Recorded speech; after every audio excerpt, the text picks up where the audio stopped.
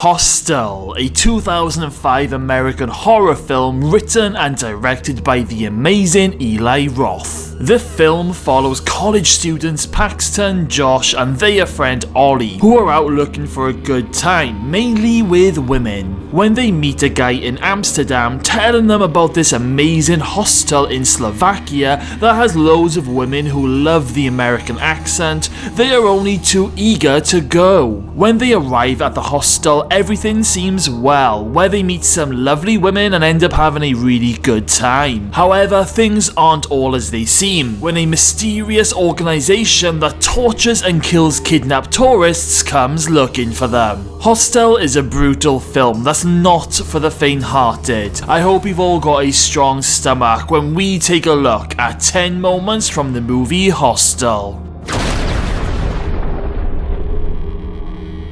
Number 10, Bye Bye Toes. I did warn you that you will need a strong stomach, and jumping in with a quick one now. In the hostel, the lads made friends with two women called Yuki and Kana. However, Yuki has gone missing after their night out. We then cut to a scene where Yuki is strapped to a chair and a creepy guy wearing what looks like a bit of a boiler suit is creeping towards her. He then has this huge clamp tool that he uses to chop off one of Yuki's toes. It's a really intense moment that really does make you squirm in your seat, because the guy that's doing this chopping, he really does take his time, and you can even see his hands shaking and the tool shaking just as he cuts the toe. The camera does pan away as soon as he does it, but it still gets your heart racing every time.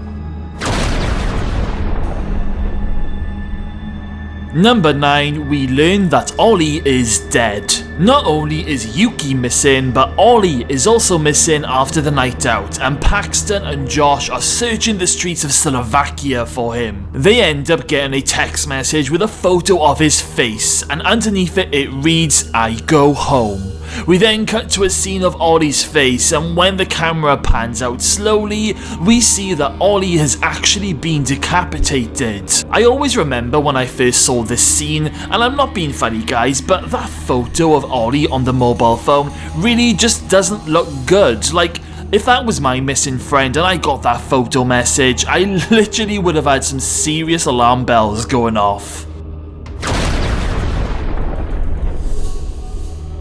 Number 8, Josh is tortured. Things are going to get more and more nasty now as we climb up the list, and in this next spot, we cut to a scene where Josh has been kidnapped after yet another party, where he wakes up wearing nothing but his underwear and wearing a hooded mask. When this guy takes off Josh's mask, he proceeds to torture him with an electric drill. The guy then takes off his mask, and it's at this point we learn that the torture guy is actually the Dutch businessman, the same guy that Josh had previously met on the train. Josh ends up pleading with the businessman to let him go, but the businessman just ends up toying with Josh for a bit, telling Josh that he always wanted to be a surgeon. The businessman then grabs a scalpel, goes behind Josh where we hear some ripping sounds, and Josh starts to scream out in agonizing pain. We don't actually see at this point what the businessman has actually done to Josh, but he ends up untying Josh and unlocking the door, and he tells Josh that he's free to go. Josh then goes to stand up, but the businessman has sliced Josh's Achilles tendons, that part of the back of your foot,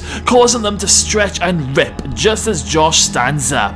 He falls down in pain and tries to crawl to the door, but then the businessman grabs him and brings him over to a mirror. He then proceeds to slice his throat. It's a brutal, disturbing scene that really terrifies you.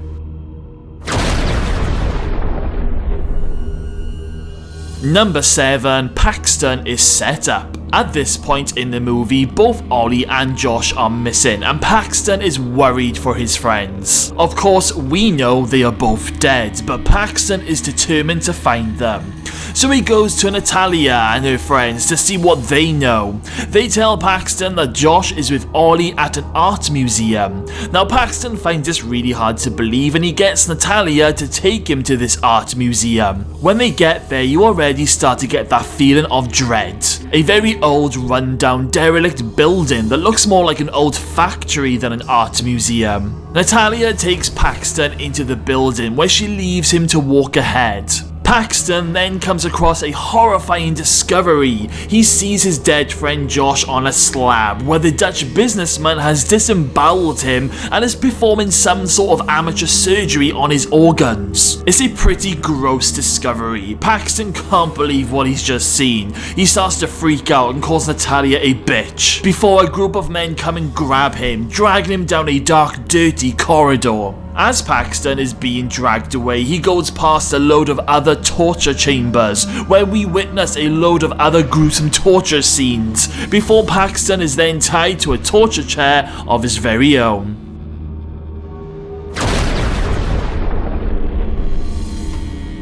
Number 6. Paxton's torture scene. Carrying on from our previous entry now, and a creepy torturer guy enters the room that Paxton is in. Now this guy is proper creepy. I always felt that this guy looked like some sort of insect. He starts to toy with Paxton with some scissors, pretending that he's going to cut him. He then gets these metal prongs and starts to stab them into Paxton's body. And as he does this, he starts hyperventilating like this is the most orgasmic thing ever. It's really messed up. Paxton begs this guy to stop, and then this guy says something in a different language. Paxton recognizes the language because he can also speak it, so Paxton says something in this language which winds up this torture guy. So the torturer guy gets the security men to gag Paxton with a rubber ball. The torturer guy then gets a chainsaw and comes at Paxton, toying with him once again and bringing the chainsaw close to his body. Paxton then starts to vomit while he's gagged with the rubber ball, and the torturer guy ungags him because he wants to torture him. He can't do that if Paxton chokes to death. So the torturer guy then picks up the chainsaw once again, and he ends up cutting off 2 of Paxton's fingers. He then runs at Paxton but slips on the fingers on the floor, where he falls over and the chainsaw cuts off the torturer's leg by accident. Paxton uses this opportunity to break free out of his chair, where he manages to grab a gun and shoot the torturer dead. It's a disgusting, violent scene that literally ends in a bloodbath.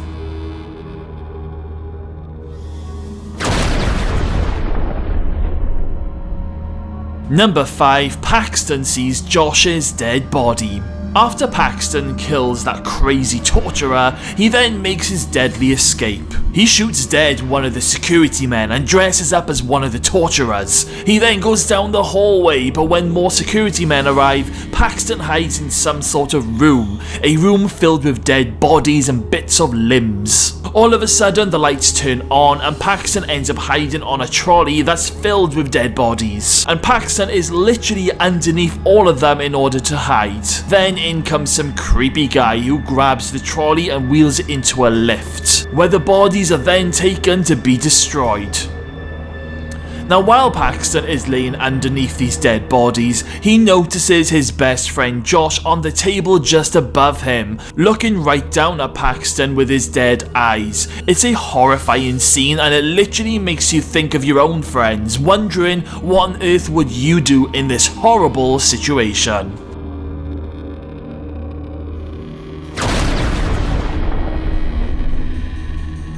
Number 4. Paxton chats with an American torturer. An important scene now in our next spot, and Paxton has made it out of the torture chambers, and he's in an area of the building where the torturers get themselves dressed and ready for their victims. Paxton changes into some normal clothes when an American torturer arrives to get ready. This American guy starts chatting with Paxton, where we learn that these torturer guys are paying a lot of money to this organization to kill, torture, and pretty much do anything they want to these victims. Paxton has to pretend that he has just finished torturing somebody, and the American guy then shows Paxton the tattoo and asks to see his. But Paxton is saved just in time, as it's now time for the American guy to go down to the chambers. Like I said, it's quite an important scene in the movie where we learn a little bit more about this organization. And what makes this even more creepier is the fact that apparently this is something that's happening in the real world, where they call it Red Rooms, a dark place for the rich people to torture poor victims.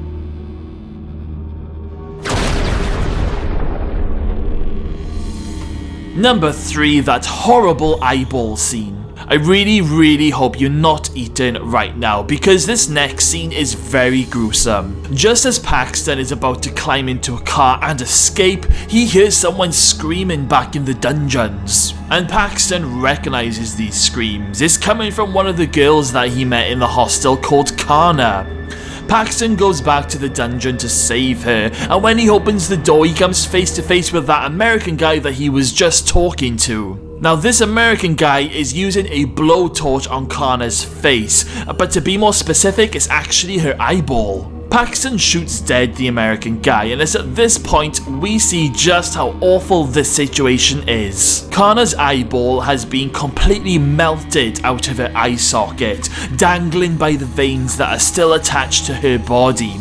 She is literally screaming in pain, and Paxton decides to get some scissors and cut off the melted eyeball from her body. After he does this, some disgusting yellowy white gunk starts oozing from what's left of her eye socket. It's absolutely disgusting, and it's not an easy scene to sit through, and my apologies if this spot just made you spew.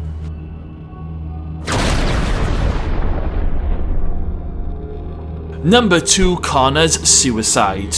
A little bit of a heartbreaking moment now, and it's the moment where Kana decides to take her own life. Paxton and Kana manage to escape all the way to the train station after a few close calls. Now, the police and the security are all out looking for them, so they have to keep their heads down. When they arrive at the train station, they walk past a reflected sign where Kana catches a glimpse of what's left of her face. She's in total shock when she sees this reflection, and you can see the heartbreak in her face. Her soul literally leaves her body in this very moment. Paxton is hiding behind some boxes waiting to catch a train, but the police are close by. Kana then decides to walk slowly towards the train tracks, and the police on the other side have spotted her. She looks over at Paxton before jumping onto the tracks in front of a fast-moving train, killing herself instantly and causing parts of her body to be splattered over some passengers. It's a tragic scene, but what makes this even more tragic is that Kana committing suicide is probably what helped Paxton to escape onto the train, so she actually ended up becoming Paxton's hero in the very end. Before we get to number 1, please don't forget to hit that subscribe button. We currently upload new videos every week, and we are really looking to grow this channel, so make sure to hit that notification bell as well.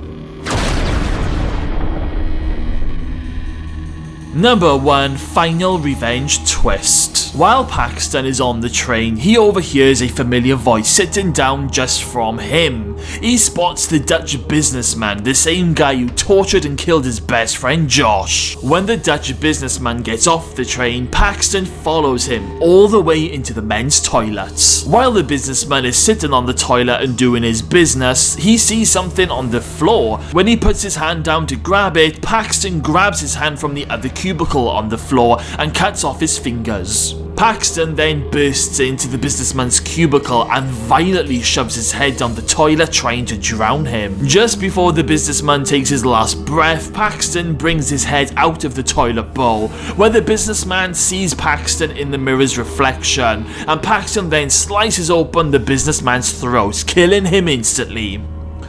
It's a brutal and dirty death scene, but it's what the businessman deserved. Now, I know there is an alternative ending scene to this movie, however, I decided to stick with the one that was in the original theatrical version, and it's the ending that I've always personally preferred. And that was 10 moments from the movie Hostel. So, do we have any Hostel fans here today? If so, what is your favourite moment in this first Hostel movie? What I love about this film is how, for the first half of the film, it doesn't actually feel like a horror movie. It kind of catches you off guard when the torture scenes arrive, because you literally let your guard down in the first half of this movie. It's a brutal film, but it will always remain as an old favourite of mine. Okay guys, well, thank you all for watching. Make sure you smash that subscribe button, stay safe, and I'll see you all again very soon.